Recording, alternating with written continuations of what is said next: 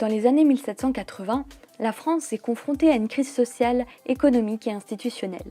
En 1789, le roi Louis XVI convoque les États généraux pour répondre à cette crise. Ils réunissent les représentants de la noblesse, du clergé et du tiers-état. Les tensions politiques et sociales se traduisent par des émeutes. Le 14 juillet, des Parisiens et des Parisiennes prennent la prison de la Bastille, symbole de l'arbitraire royal. Le 17 juin, les députés du tiers-état forment une Assemblée nationale.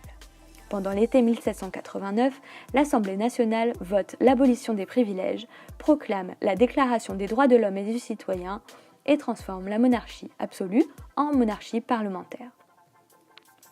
Les tensions politiques se multiplient entre différents courants révolutionnaires, mais aussi entre révolutionnaires et contre-révolutionnaires.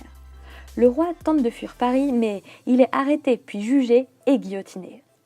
En réaction, de nombreux pays voisins déclarent la guerre à la France. Les conflits sont permanents pendant une vingtaine d'années. Les révolutionnaires les plus radicaux mettent en place en 1793 un régime d'exception qu'on appellera plus tard la Terreur. De nombreux opposants politiques sont guillotinés.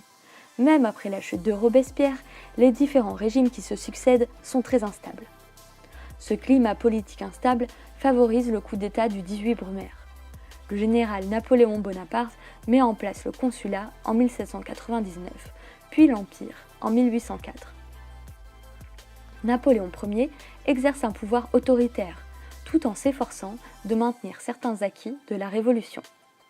En Europe, Napoléon conquiert un vaste empire, mais après l'échec de la campagne de Russie, il est vaincu par les puissances européennes coalisées et envoyé en exil. C'est la fin de l'Empire.